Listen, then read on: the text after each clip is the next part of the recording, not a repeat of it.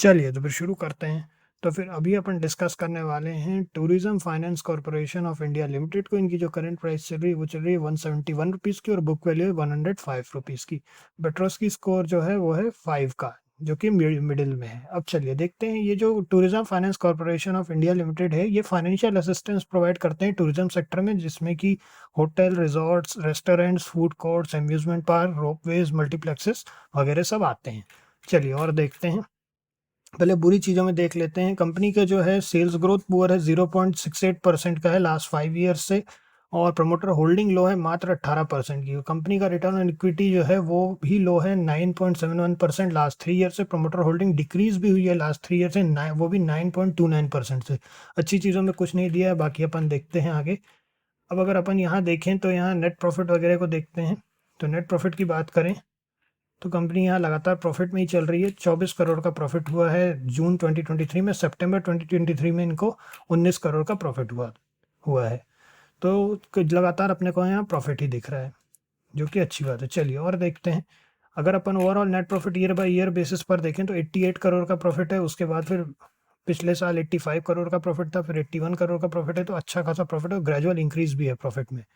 Dividend भी पे out किया है 25% का। तो इस तरीके से यहाँ पे प्रॉफिट वगैरह भी ठीक ठाक दिख रहा है। चलिए और देखते हैं।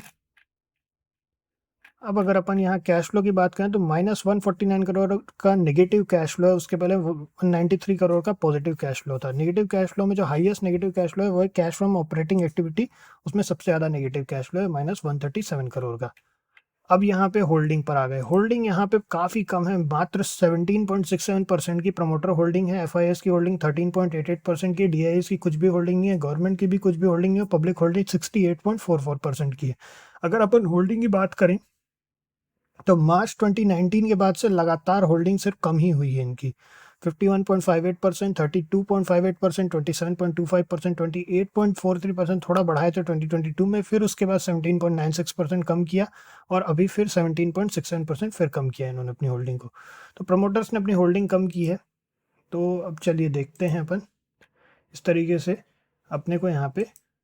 अब अपन चार्ट पर चलते हैं। तो चार्ट में अब अगर अपन देखें तो अच्छी खासी रैलीज हुई हैं। अगर अपन देखें यहाँ पे अप्रैल 2023 से, अप्रैल 2023 में जो इनकी क्लोजिंग हुई थी वो हुई थी 73.30 रुपीज़ पे, 17 अप्रैल 2023।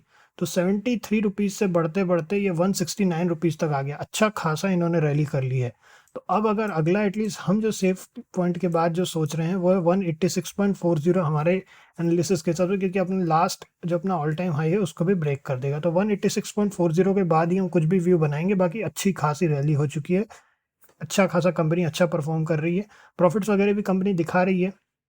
और बाकी प्रमोटर होल्डिंग भले ही लो है, मगर कंपनी अच्छी खासी रैली कर रही है। तो थोड़ा सा सावधानी से एंटर करना सही है, और अपना स्टॉप लॉस का ध्यान रखते हुए, पोजीशन साइजिंग का ध्यान रखते हुए ही एंटर करना सही है। 186.40 के बाद ही हम कुछ भी व्यू बनाएंगे।